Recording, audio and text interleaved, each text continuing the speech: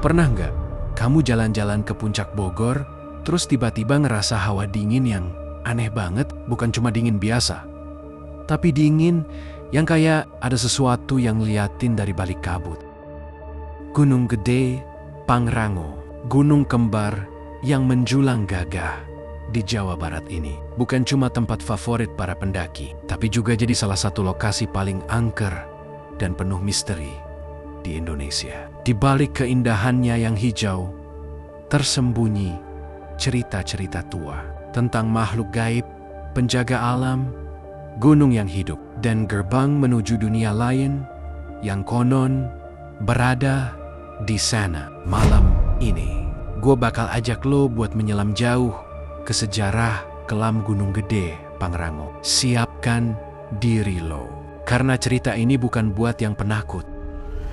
Gunung Gede dan Pangrango adalah dua puncak yang saling berdampingan. Gunung Gede punya ketinggian sekitar 2.958 meter, sementara Pangrango sedikit lebih tinggi. Keduanya masuk ke dalam Taman Nasional Gunung Gede Pangrango yang udah dilindungi sejak tahun 1980-an. Tapi jauh sebelum status Taman Nasional itu ada, gunung ini sudah dianggap tempat suci oleh masyarakat Sunda kuno. Dulu, di masa kerajaan Pajajaran, daerah ini dikenal sebagai tempat para resi bertapa. Ada yang bilang Prabu Siliwangi sendiri pernah datang ke sini mencari ketenangan batin. Dan sejak saat itu muncul kepercayaan bahwa Gunung Gede Pangrango adalah gunung para dewa, tempat tinggal makhluk halus dan roh-roh penjaga alam.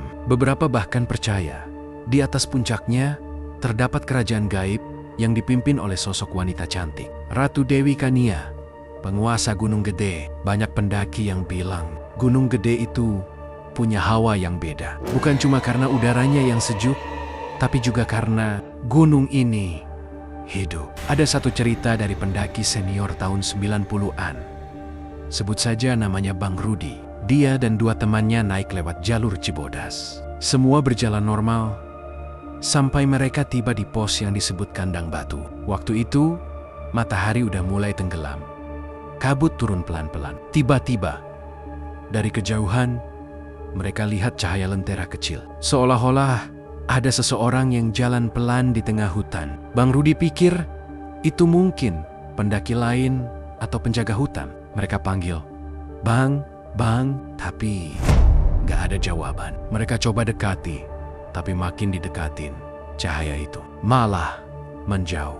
Dan pas akhirnya hilang di balik kabut, tiba-tiba udara jadi dingin banget. Salah satu temennya ngerasa kayak ada yang ngelus bahunya dari belakang. Padahal nggak ada siapa-siapa. Besok paginya, mereka cerita ke pendaki lain di pos atas. Dan tahu apa jawaban orang sana? Kalau kalian lihat cahaya itu, berarti kalian disapa penunggu hutan. Jangan ganggu, jangan ikuti. Katanya, itu lentera gaib, pertanda kalau Roro penjaga sedang lewat. Legenda Kandang Badak dan Kandang Batu. Dua lokasi ini, Kandang Badak dan Kandang Batu, terkenal banget di kalangan pendaki. Selain jadi tempat istirahat sebelum ke puncak, keduanya juga dianggap pusat energi mistis di Gunung Gede. Konon, di malam-malam tertentu, kadang terdengar suara gamelan Sunda halus dari arah hutan. Bukan dari speaker, bukan dari tenda orang, tapi dari jauh,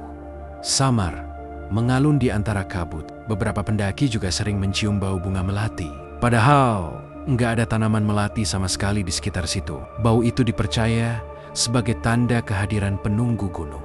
Terutama makhluk berwujud wanita cantik berpakaian putih yang sering muncul di sekitar Telaga Biru dan air terjun Ciberem. Sekarang, kita masuk ke legenda paling terkenal di Gunung Gede, Ratu Dewi Kania, penguasa gaib gunung ini. Menurut cerita orang tua dulu, masyarakat Cianjur, Ratu Dewi Kania adalah putri cantik keturunan bangsawan Pajajaran yang hilang secara misterius di hutan sekitar Gunung Gede. Warga waktu itu melakukan pencarian besar-besaran, tapi jasadnya nggak pernah ditemukan. Beberapa hari setelah itu, warga desa mulai ngalamin kejadian aneh. Ada yang mimpi bertemu sosok wanita berpakaian putih, bermahkota bunga, dan bersinar lembut. Sosok itu bilang, "Jangan cari, Aku sudah jadi bagian dari gunung ini. Sejak saat itu, banyak pendaki dan warga sekitar mengaku pernah melihat penampakan wanita cantik berbusana Sunda kuno. Kadang muncul di tepi tebing,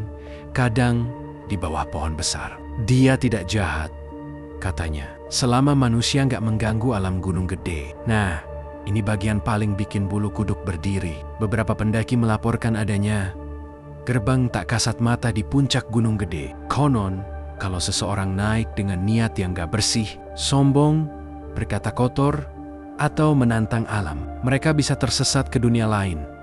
Meskipun secara fisik gak jauh dari jalur pendakian. Ada satu kisah viral tahun 2010-an. Sekelompok pendaki muda tiba-tiba kehilangan satu anggota mereka. Padahal posisinya cuma beberapa meter di belakang rombongan. Mereka cari semalaman, bahkan minta bantuan SAR, tapi nihil. 3 hari kemudian, orang itu ditemukan di lokasi yang sama. Lemah, pucat, dan ngomong hal-hal aneh. Katanya, selama 3 hari dia berjalan di jalan lain, ketemu orang-orang berpakaian kuno, dan melihat istana bercahaya di tengah kabut. Beberapa orang percaya itu adalah kerajaan gaib Gunung Gede, dan gerbangnya cuma bisa terbuka kalau gunung itu mengizinkan. Banyak juga laporan tentang suara-suara aneh di malam hari. Mulai dari langkah kaki yang gak ada wujudnya, hingga suara teriakan minta tolong yang ternyata gak berasal dari manusia. Ada juga pendaki yang motret pemandangan di puncak, dan pada saat dicek, muncul bayangan hitam besar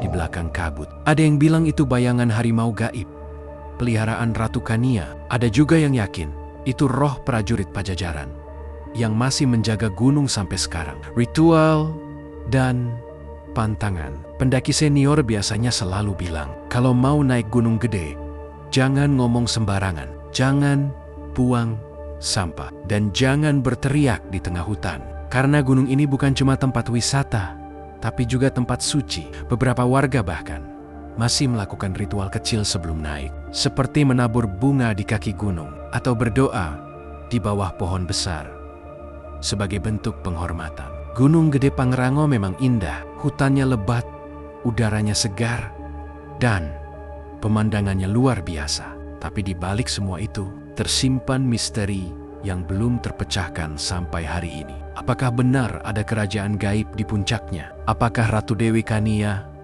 masih menjaga gunung ini? Atau semua itu cuma legenda yang hidup dari mulut ke mulut? Entahlah.